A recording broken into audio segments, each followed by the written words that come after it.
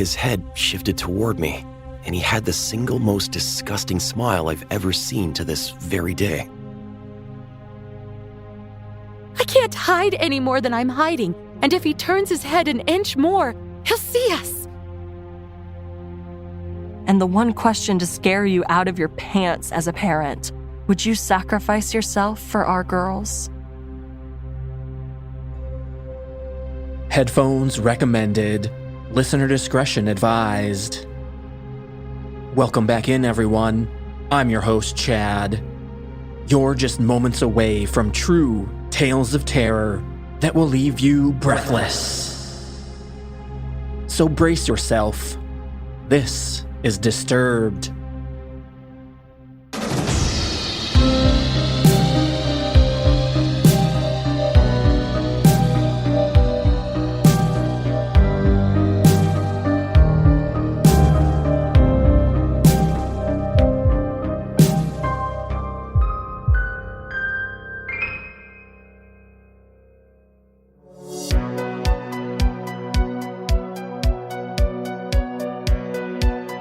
February has arrived. A new month brings some new horror. And I've got a great show lined up for you. Now, one quick thing before we begin. I'd like to know a little bit more about our listeners. So I've set up a brief survey. If you have a minute, help us out and complete our survey. Just head over to disturbedpodcast.com/survey and click the banner. Complete the survey, take a screenshot, and send it to us at disturbedpod20@gmail.com, and you'll be entered to win some free Disturbed stickers. We'll be picking 2 winners in the coming days. Again, that's disturbedpodcast.com/survey. And with that, let's get rolling. Our first experience is a bone-chilling one that comes from Reddit user Trashtastic Takeout. It's hard to find an explanation for what happened on Grandma's farm. Performing this experience is Matt Bradford.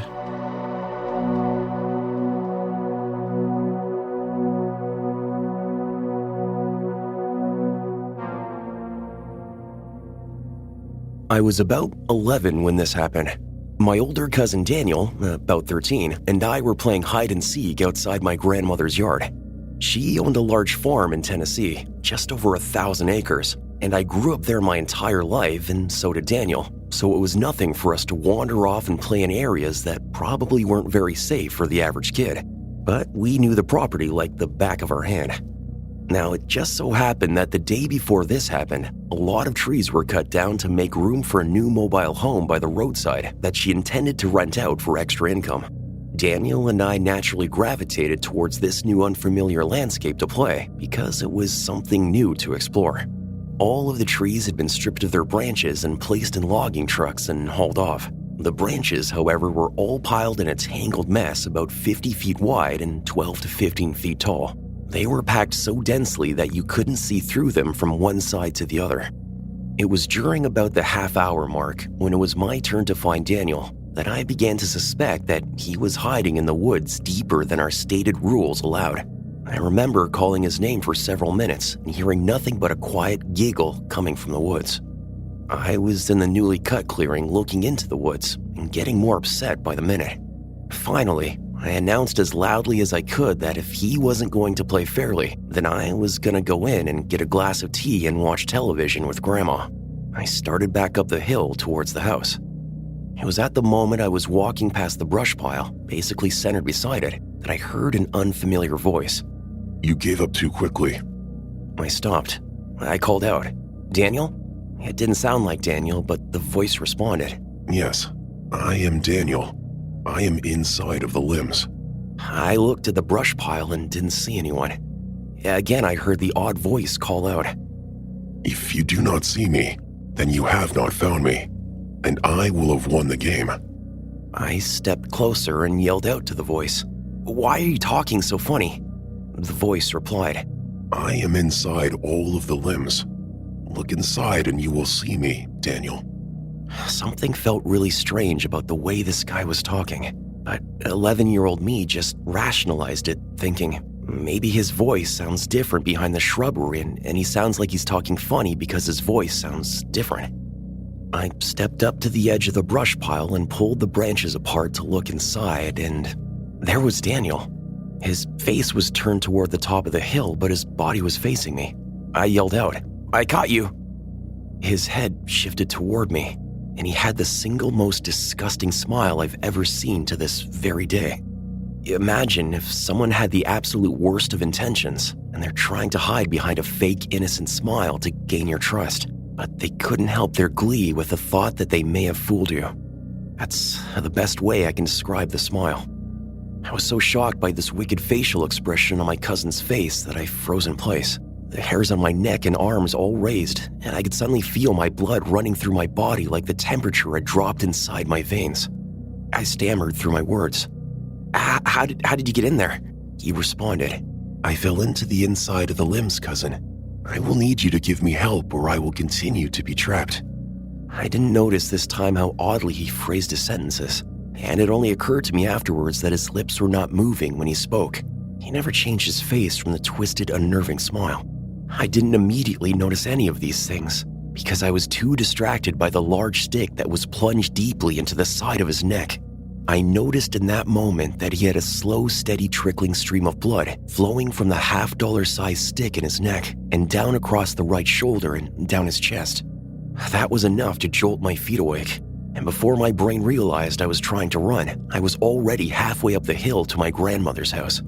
When I burst through the door to my grandmother's living room, Daniel was curled up in a ball on the couch and crying hysterically. My grandmother was sitting beside him trying her best to get him to explain what was wrong.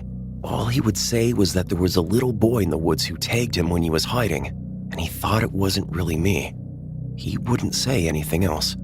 I was crying and shaken up by this point, and told my grandmother what I had seen. She made both of us some lunch and then called my uncle to come pick Daniel up. I stayed at my grandmother's house that night. I bet she asked me what happened 100 times. She asked so many questions, it was as if she was committing it to memory. I remember being relieved that she believed me. At the same time, I just wanted her to tell me it was all in my imagination and help me forget about it. The next day, my grandmother set the bush pile on fire, and I watched for hours from the safety of the living room window as it slowly deteriorated into a pile of ash and ember. My cousin never did tell me what really happened to him that day. He refuses to talk about it. I will say this, though. He wouldn't talk to me for 1.5 years after that day. We were so close when we were little, but that event, whatever the hell it was, it drove a wedge between us that changed our relationship forever.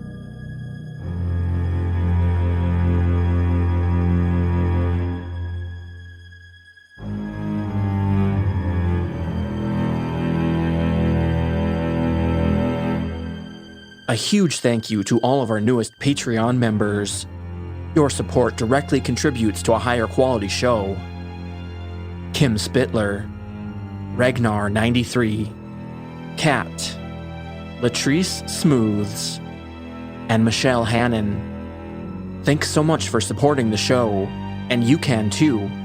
Become part of the podcast, unlock bonus episodes, ad-free listening, and even claim your Disturbed hoodie. Just head over to disturbedpodcast.com/support to get your exclusive access today. Next up, our title story, and we hear from Reddit user Malice Lamb. A truly horrifying scenario unfolded right outside her home. Performing this experience is Sarah Thomas.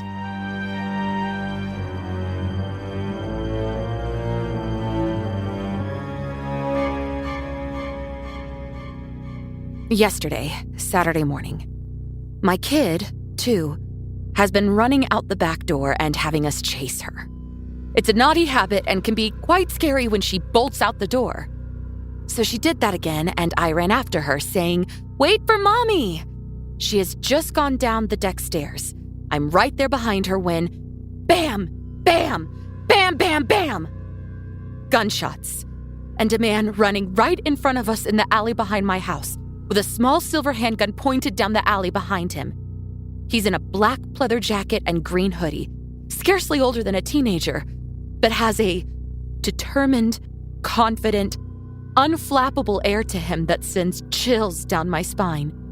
I can't even describe it. He is so close, there isn't time to do anything more than grab my child and duck behind the chicken coop. City hens are allowed here. I guess I figured he'd keep running down the alley and we could crouch there till he disappeared. Only he doesn't. He hangs a hard left and jumps my neighbor's fence, the neighbor whose yard borders my chicken enclosure. This guy walks within feet of us, starts to exit by the neighbor's gate. Then, and this moment will stay with me for eternity, he hears my toddler scream crying. The only sound around at that moment. He stops with his hand on the gun and turns to look for the source of the crying. I can't hide any more than I'm hiding, and if he turns his head an inch more, he'll see us. Somehow I squeeze and lean just enough out of sight that he just doesn't see us. There was something in his very calm energy that petrified me. A shooter who has just had a gun battle in the middle of the day in a little family neighborhood seems to give no fucks, naturally, if others are hurt. But I had this horrible, cold dread all over me in that moment, that if he turned all the way and saw us, saw me, saw my expression, he would have to shoot me. Because my face said, "I saw what you did." It was the most terrifying moment of my entire life. I felt perched between utter peril and life. The breathing, screaming life in my arms. Would he turn that little gun on us? Somehow, incredibly, miraculously, amazingly, as though the pull of investigating the crying so close to him was suddenly overwhelmed by his desire to get the fuck out of Dodge, he puts his gun in his pocket and exits through the gate, runs across the street, jumps the across the street neighbor's fence, and disappears. I smacked my kid's head in my haste to get us back inside. Sorry, baby. And, freaking out, pulled all the curtains and locked the doors. Then spent 10 goddamn minutes getting put on hold by 911. When the cops arrived, I gave them my eyewitness account, and my neighbor, who had been about to take her trash out and saw it all, gave the same account. They caught the guy he was shooting at, but they never caught the shooter I saw.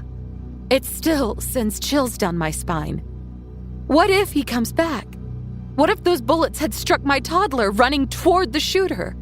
A little girl was recently killed in the exact same way at a park we frequent, sprayed with bullets from a gun battle in the middle of the day, in the middle of a playground. It makes me sick to my stomach, and I'm not even sure I want to live in this city or country anymore. Thanks to everyone for the kind words and support. I'm doing okay. My toddler and I have both seen therapists. The offender in question has still not been caught. The other dude he was shooting at was detained. And the detective on the case followed up with me last night. He's hoping the other shooter will give him something to go on, but gave me his number to call if I happen to see the remaining shooter at large. I still get the creeps in my yard, but since my studio and chickens are out there, I just have to deal with the fear and pray the drama won't reoccur. For now, till we can move. Oh, and our back door lock was hella upgraded the morning after this post. We are as secure as we can be. I use the porch floodlights a fuck ton more now, too.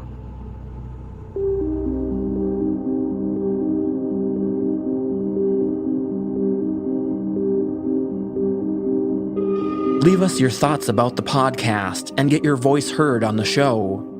Just hit up our hotline, 701-354-3667. You can call or text.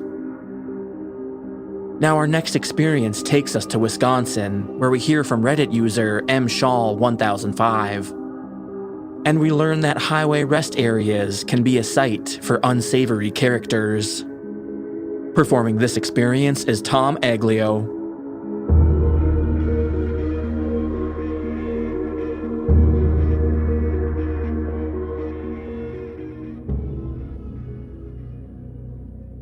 This happened to me 24 years ago in July of 1996. I had finished my term of service for the Army. I was stationed at Fort Hood, Texas, and decided at midnight I would out-process and travel back to Wisconsin. All day I was so anxious to go that I had trouble sleeping. Finally, at 23:45, I got out of bed and went to sign out with the desk sergeant. Of course, knowing people wanted sign out at midnight, he decided to do his rounds. You can't leave until you get your final sign-off with the sergeant and turn in your room key. So I waited, and finally at 02:45, he returned. I turned my key in, got the sign-off, and at 03:30, I was on my way. At first, I was so full of adrenaline that I felt I could drive for days. Unfortunately, that adrenaline didn't last long, and by the time I was getting through Dallas, I was nodding off. I decided just past Denton that I would pull over at the next rest stop and take a quick nap until the sun came up. I could barely keep my eyes open when I came up to a stop. I pulled over and got out of my car to get some air and throw something away and to get a look at my surroundings. There were only about 3 other cars and 2 semi-trucks there. It was a picnic stop and not a rest stop, so no restrooms. I threw my trash away and glanced at a poster of a few missing persons, but I really didn't pay any attention to it. I went back to my car, which was a basic Geo Metro, no radio, no power windows, no power locks. I cracked the windows and turned on the boombox I had for some tunes and laid down to get some sleep. I was only asleep maybe 5 or 10 minutes when I felt my car shake just slightly. I cracked an eye open and looked and didn't see anything, so I blew it off and went back to sleep. I then heard what sounded like my door handle being pulled and scratching on the door key. I then sat up quickly, but I didn't see anyone there. I looked at all the windows and didn't see anyone, so again I shrugged it off as me being tired and laid back down and turned up the radio. Being a Texas night in July, it was hot, but I was so tired I just laid back down. A few minutes later, I heard the door handle again and car really shook. I sat up quickly and saw a man standing at the passenger side looking in. Even though it was hot and humid, he was wearing a red sweatshirt with the hood up, and I couldn't see his face. Being young and dumb and just out of the military, I yelled at him, "What the fuck do you want?" He just stared at me, so like an idiot, I got out of the car. Mind you, I'm only 5'6", but I was pissed.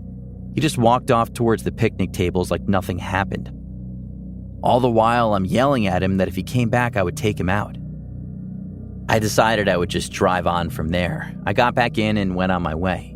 Even though I was so upset only about 10 miles down the road, I was super tired again. Luckily, about another 10 miles down I-35, there was another picnic stop. Not sure why North Texas doesn't have rest areas, but they don't. I pulled into the second picnic stop and backed into a spot just in case I needed to leave quickly. Not sure why, but there was only one other car there and no semi-trucks. I again locked the doors, cracked the windows, and turned on my boombox. I fell asleep right away, and about 30 minutes later, I heard a loud thud on my driver's side window. I jumped up and looked around, and no one was there. I got out of the car, which was very stupid, but I had my macho military attitude going. But no one was around. I assumed it was my nerves from the other stop. I got back into my car, locked the windows again, and closed my eyes.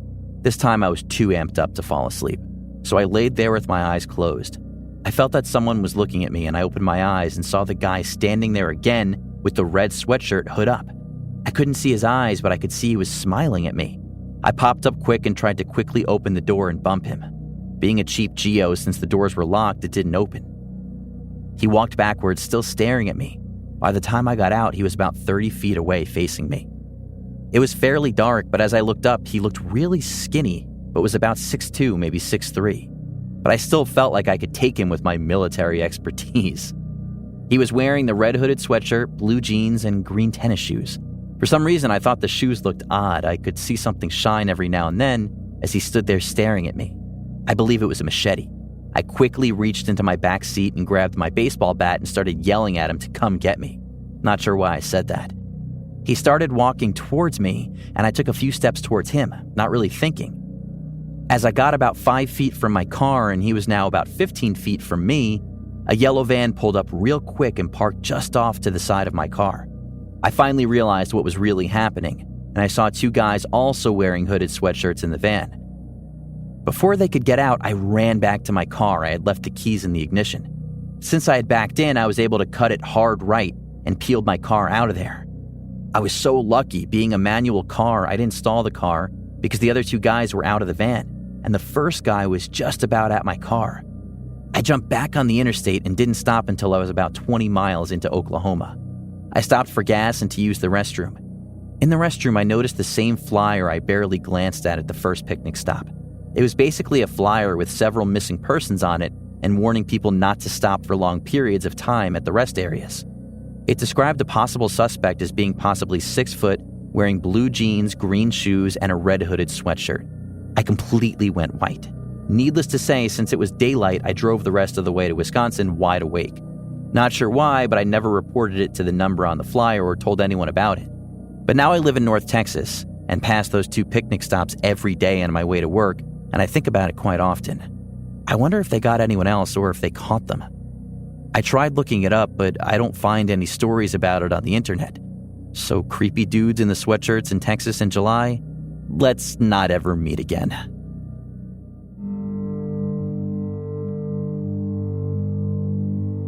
This episode of Disturbed is made possible by Kind Bar.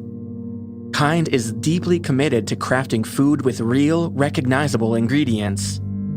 A disruptive notion that sparked the creation of a new, healthy snacking category. Kind is unapologetic in their efforts to challenge the status quo, to shift the food industry and empower their community and our listeners to make better, informed choices about health. Kindness can be a transformative force for good, and that's why we're teaming up with Kind and Podgo to bring our listeners 10% or 15% off for military, teachers, students, first responders, doctors, and nurses. Just go to podgo.co/kind to claim your discount today. Again, that's podgo.co/kind. Now back to the show. Dating sites can be a real 50-50 proposition. You just might meet the person of your dreams. And on the other hand, you might have an experience similar to Reddit user Gonzo Express. Performing this experience is Addison Peacock.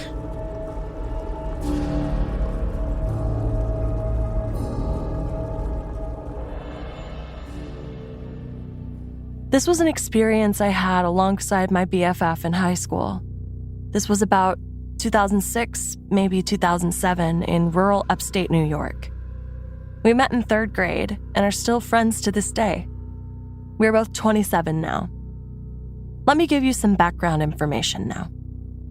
My friend B and I became instant friends when we met in 3rd grade, and we were inseparable. We frequented each other's homes so much, so her mom set up her guest room as my room. I had toys, clothes, pictures. Everything I needed was there. I was family. Pictures of B and I hung on the walls of the home owned by her very proud mother, Shelley. Shelley always wanted 2 daughters and loved me so much that she considered me her second daughter. Now onto the meat of the story. Again, this incident took place when B and I were sophomores in high school. Her mother was divorced and dated a few different men, meeting some off sites like EHarmony. She had been speaking to a man for a few weeks, gushing about how manly and charming he was. She was really excited and always showed us their profiles before she decided to go on an actual date with one of these men. She always would say, "I need my daughter's stamps of approval." One night she called us to her room and showed us this man she had been talking all about. His profile was simple, as one would imagine for a middle-aged man in 2007 on eHarmony. The headline read, "Looking for a strong mother." I made a joke about his odd placement for caps and just how strange a way to start out, but we moved forward. It told of his metalwork background, his love of cold steel, and his work in a foundry that kept his icy heart just warm enough. I was honest and told her it sounded off, but he was handsome. Sporting black, well-groomed hair, a beard, strong jaw, ice blue eyes, and relatively fit body for a 40-something-year-old male. I did stress on the weird vibe, then B joked how Shelley always picked out the antisocial ones, and we laughed, knowing this wasn't wrong. Shelley's brought some weird stories home. But what do you expect meeting men online? We told her to go for it, so they planned on dinner. It was a haul for him, about a 2-hour drive. He was driving to our location, where they would then take one car into town. B and I helped Shelley pick out her outfit, helped her with her hair and makeup, and then went back upstairs so she could have some time to herself before the long night. We headed up the stairs where B and I were painting a wall in her room, just listening to music and cutting up. He just let himself in the house like no big deal and just came on upstairs without saying a word. No knocking, no doorbell, the dogs didn't bark, nothing. So we get spooked, jump, scream, and shit our pants a little when we hear a man start talking behind us. We don't know how long he'd been in the house. We don't know how long he stood behind us without speaking. But when he did speak, we shook. Well, I didn't know I was getting a 2-for-1 deal, he said quietly in a gravelly, low voice. He chuckled as we stood there in shock of the stranger in her room. He sauntered over to us like a man on a Sunday walk. The smell of cigarettes filled the room as if Rod Serling himself was standing in the corner, explaining our situation to the audience for our own personal episode of The Twilight Zone. Right then I noticed how much this guy looked like the guy in the picture Shelley showed us, except he had salt and pepper, not jet black hair, and his eyes were not ice blue, but black, not brown, black. Looked like this guy was 100% pupil. Are you... I was interrupted by Shelley shouting, "Who got hurt?" She must have thought we were horsing around and one of us got hurt. This was normal for us because we goofed around a lot. She was jolted at the sight of this man blocking her from us. He turned around just as soon as she reached the top of the stairs and held his arms out and said, in a way less low tone than he used earlier, "Shelley, you look beautiful. I knocked and no one answered. I hope it's okay I let myself in. These are your girls? They're beautiful, like their mommy." I'll never forget how he said mommy. It felt dirty. B and I both side-eyed each other and stepped down off our stepladders. We were both very in tune with each other. If I felt weird, I knew she did. And we both felt the odd air of the room. Shelley glanced away from him and at us who were behind him, looking at her with wide eyes, both kind of shaking our heads side to side in disbelief. Shelley looked back to him. This exchange only took a few seconds, but seemed like an eternity. She forced a smile at him and said, "Oh, I'm sorry. Next time, just ring the bell. I'll come open the door." He nodded and walked towards her with open arms and hugged her like they had been the oldest of friends. She looked at us as they hugged and just kind of rolled her eyes to show us what she thought of his excuse. She proceeded to tell him that it was not appropriate as she led him down the stairs. We heard him apologize over and over. He and I instantly ran to our phones. We agreed to text her mom what he had just said to us so we could tell her without him knowing. We hit send, and about 10 minutes later we heard footsteps up the stairs. It was Shelley, and she shut the door behind her and asked us if we were okay. She hugged us and told us she was sorry he made us feel uncomfortable. She explained to us that he said we reminded him of his girls and didn't mean to scare us. We nodded, and then she said they were leaving out for their date. We hugged her, said be safe, and we would see her soon. As she headed down the stairs, B and I looked at each other. We both knew that something was not right, and we were both speechless from the good scare we received from this dark man just about 15 minutes prior. We heard them walking and talking, heading towards the front door a few minutes later. Shelley shouted up the stairs that she loved us. We yelled back that we loved her, and then the door shut. We instantly started talking over each other, saying the same things. B spoke over me. "He laid that charm on so thick as soon as he saw Mom," B exclaimed further. "And did you see his eyes? What the fuck was that? He looked so much like the guy from the pictures, but not exactly?" We both concurred on our feelings about the stranger. His scent, his demeanor, his voice. He was like something out of a classic stranger danger advert. Again, we agreed to text Shelley how we felt. She thanked us and told us it seemed to be going well and she would let us know that she was safe every hour. B and I just were freaked out, and even more so that Shelley was not. It was like a weird spell he cast on her. It was odd, but we wanted to think the best for Shelley as she was excited about this guy. She texted us every hour until she got home. Her last text said, "I'm okay, but officially freaked out and coming home now. Be home soon." We got freaked and paced around until we saw headlights pull into the driveway.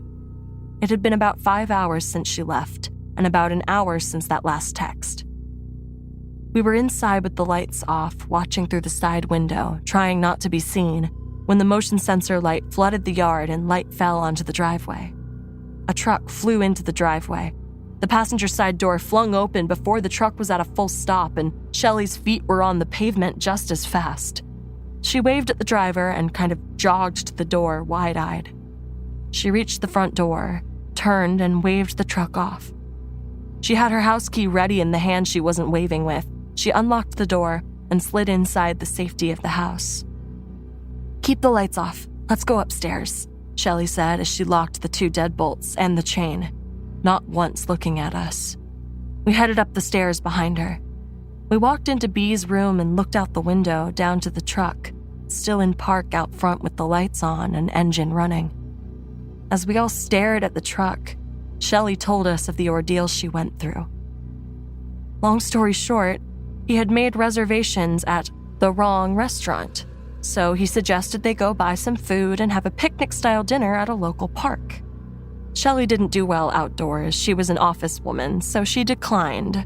However, he had just drove so long to get here and then hit her with, "You kind of owe me," and Shelley said that made her feel bad knowing he drove 2 hours. So when he mentioned that he had a vacation home he could cook for her at close by, she agreed. She said they got to the house and it was nice enough. Log cabin near Bethel, New York, only about 35 minutes from our town. Shelley said he kept talking about how easy it was to get her alone. He also kept saying he liked strong mommies because they have such fight, but she caved. This made her skin crawl. This wasn't the man she thought it was. This also wasn't the man in the picture, and Shelley started to slowly realize this. Shelley then said she asked for a ride home due to her feeling ill. He wasn't the happiest, but he complied and stopped cooking and started looking for the keys she knew he had in his pocket. He then started asking her about our girls, referring to myself and Bee. This freaked Shelley out so bad she said she was going to get someone to get her, and that he didn't like. He found his keys instantly. Once they were out of the house and in the truck would not start, so they had to move to his work truck. Shelley was visibly shaken and wouldn't take her eyes off the truck in the driveway as she spilled the story out post-haste. She said there was a garage that he said they had to walk around the house to hop in the work truck. She said she felt she had no choice but to play it cool and just agree to go. She hopped out and walked around the house, and there indeed was another garage with a truck in it. The same truck that we were all currently staring at, just sitting in the driveway. "It smelled like bleach and metal," Shelley whispered. She told us on the way home he just kept asking about us. What did we do that she didn't like? What got us spankings? What were the naughty things we got in trouble for? What she would do without us? And the one question to scare you out of your pants as a parent: would you sacrifice yourself for our girls? Shelley said she stared at him in awe and disbelief, and then he just laughed.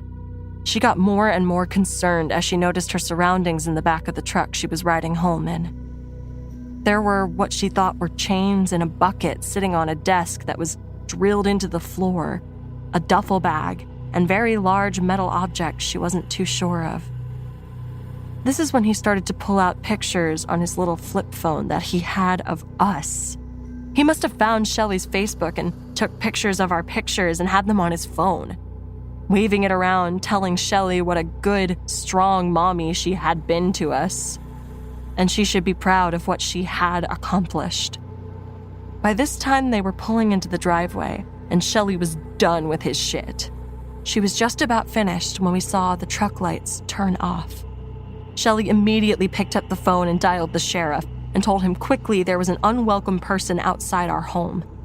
Being in such a small town, the sheriff not only went to school and graduated with Shelley, but only lived 3 doors down. Just as we see this guy getting out of his truck with the duffel bag, we saw the sheriff whip up behind him. This man panicked and literally threw his duffel into his truck and tried to back into the sheriff to get out. When he realized he was blocked from the rear, he went through the yard. We could not believe our eyes. The truck peeled out, taking some of the lawn with it. The sheriff came to the door to check on us and told us he had units down the road waiting for him. We all shared a good collective cry and rejoiced in our safety. It did, however, create some paranoia issues in the next couple weeks due to the fact we didn't know how long he was in the house when he just let himself in. Did he put cameras anywhere? Did he mess with the food in the house to hurt someone? I mean, it was bad, but we worked through it. We never heard anything about him getting caught, and we did occasionally receive eerie messages on Facebook, 2 of which we knew were him, but we put that out of our minds. Haven't heard anything from or about him since about 3 months after the incident when the last message was received. It's been about 11 years since the incident, but we still talk about it when we can.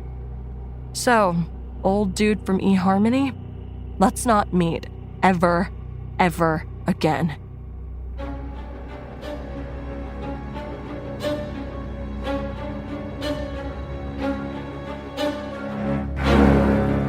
Support the show to become part of the podcast and get access to bonus episodes, ad-free listening, and much more. Visit disturbedpodcast.com/support to get your access today. Get your voice heard on the podcast through our hotline, 701-354-3667. Disturbed is a Disturbed Media original podcast. Musical score by White Bat Audio, Co.ag, and Kevin Hartnell. Thanks for listening. We'll be back next Thursday with a brand new episode. And stay safe out there, y'all.